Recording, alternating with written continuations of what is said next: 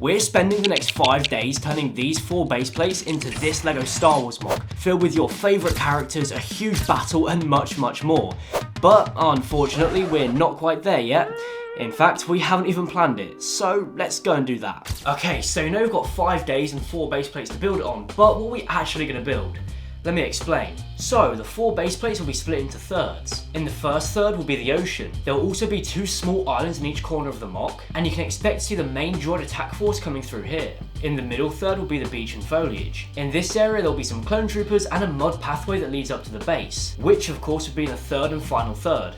That makes sense. And in the base there'll be a bunch of clone troopers, hidden details and much more. So, that's the plan. Let's get building.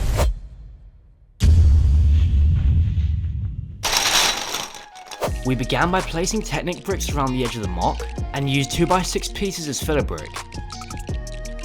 Then, using some Technic pins, we attached some black plates and tiles on the edge of the MOC to create a border. Next, we started placing down some 2x6 blue plates as the base layer of the ocean. This was then followed by some light blue 2x4 plates, which would later give the illusion of shallow water. Then, using some dark tan pieces, we marked out where we wanted the beach to start. We then filled in the remaining gaps with more blue plates, and then began tiling off the plates using some 1x2 transparent blue tiles. We made sure to place the tiles down in a random pattern to give a more natural feel. And so by the end of day 1 we had created a black border around the edge of the MOC, built up the ocean, and marked out where we wanted the beach to start. On day 2 we began by using some green plates to raise up the level of the beach. This was followed by us placing down more dark tan pieces as wet sand, and then we began placing down the regular tan, which would be the beach itself. We used a variety of different shaped and sized pieces, and a range of plates and tiles to give a more natural look to the beach. It was important for us to capture some smooth sand, but also keep that classic LEGO look with the studs. Next we began working on 2 smaller islands in the corners of the MOC. Once again we used dark tan pieces as wet sand, and used regular tan at a 1 plate elevation above it.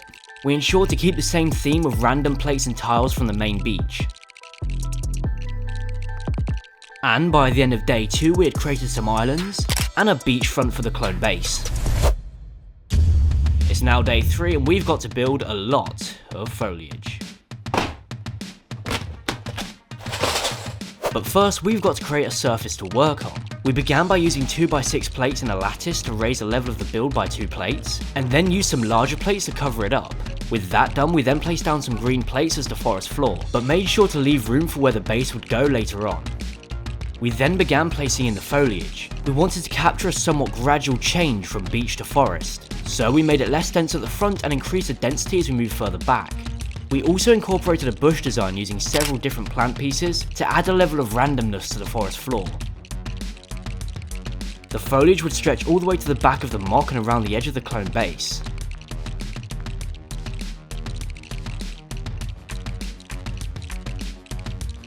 And once we had completed all the mainland foliage, we added a few hints to the islands as well.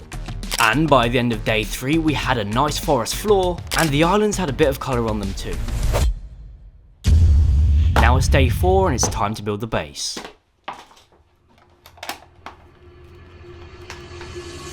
But that wasn't my job. Instead, I'll be building up some tree trunks using 4-sided snot bricks and brown plates. In total, there'll be 6 different sized trees in the MOC, so I built up 6 tree trunks.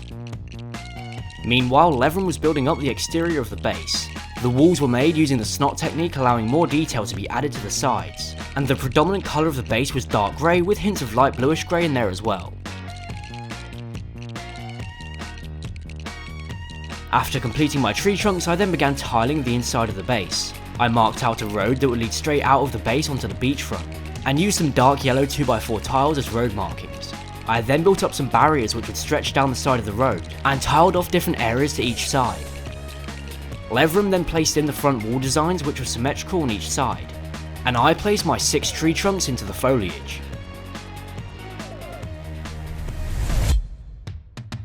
On the final day we'd be completing the base, adding the tops of the trees and placing in all the minifigures to create a huge battle. So, let's build. But first we had some business to attend to. Okay, so explain what we're gonna do. Right, so basically, because I think I'm cool, we need to get rid of this. So I'm just gonna like grab my hand and just go whoosh. pretty pleased with that.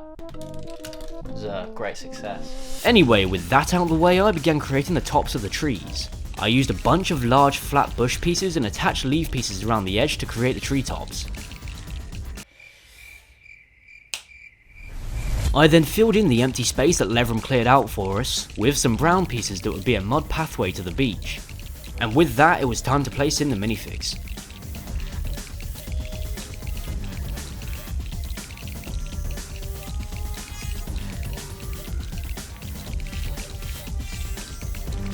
And with that, the mock was complete.